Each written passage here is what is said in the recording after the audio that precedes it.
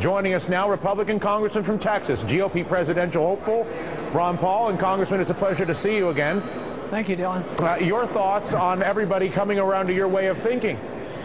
Well, I hope it's true. It looks like they've certainly moved in that direction, and I think it reflects the fact that the people have awakened, and that's where they're coming from right now. The American people are tired of it. 10 years is way too much.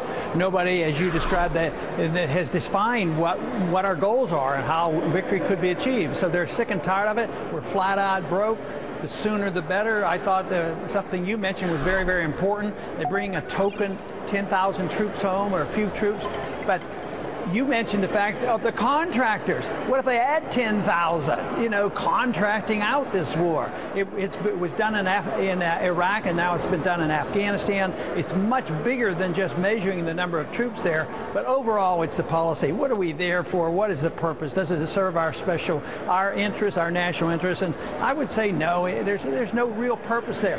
And Senator Mencken made that very important point. China's achieving more than we achieve with all our fighting and killing and militarism, and the Chinese are out classifying us as capitalists. They loan us money, and they invest their money because they have most of our money. We've spent it over there. So we have really turned our system on its head, and we have to change it. But economic events are going to force us to do it, and I think it's coming soon. How do we exploit this opportunity of a field in the Republican primary that almost to a man or a woman wants redefinition of the Afghanistan mission, if not outright troop withdrawal, along with everybody from Senator Joe Manchin, Senator Bernie Sanders? I can line up a whole string of Democrats who would agree with you. How do we get the convergence of those disparate communities to wield force on the president and Republican leadership in the House? Well, I can see why people become disenchanted because, you know, when George Bush Jr. ran in the year 2000, I liked what he was saying. He said we should have a humble foreign policy. We shouldn't be a nation building. But immediately afterwards, he changed that policy. And then Obama was elected more or less as the peace candidate. Most people held out and say, you know, he will change the direction of the George Bush administration, but nothing changes. So that's why the American people get so tired of it all. But I think it won't happen until we're routed for economic reasons, like the Soviets were routed. Because right now, even with a fancy speech tonight, I don't think we're going to lie back and say, hey, we finally turned the ban and we are leaving. I think we're there for a long time to come. I think we're there as long as the people will take our dollars, and we're going to keep spending. Very, very dangerous situation. Would you ultimately argue that the narrative you just described from George Bush to President Obama, we're talking about Republican and Democratic leadership in terms of their rhetoric, that the inability for the machine to respond to the people is a direct reflection of the military-industrial complex's control of our military resources and foreign policy? No, I think so. I think the control is by the special interests, just as the control for bailing out the banks and the big corporations. That was, the people didn't want that. They're the ones who got shortchanged on that. And when it comes to our foreign policy, it's managed by the big corporations. It's managed by, you know, those who make a lot of money, the war profits. And it's a form of corporatism that exists. And that's why we are getting a growing consensus with this from the progressive left as well as the libertarian right.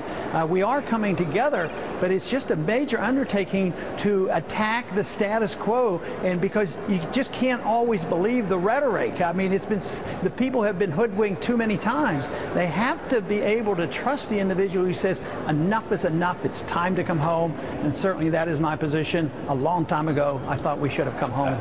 And how would you actually, how could we go about doing this? I've been looking at the narrative, this withdrawal narrative that the White House is pushing, I suppose in the hope that everybody in the media comes out and says, oh, President Obama launches withdrawal without looking deep enough to see that 10,000 troops, not to mention the ability to hire 10,000 people with the contractors, is an insult to all of us. Yeah. What would it really look like in your mind if we were going to withdraw?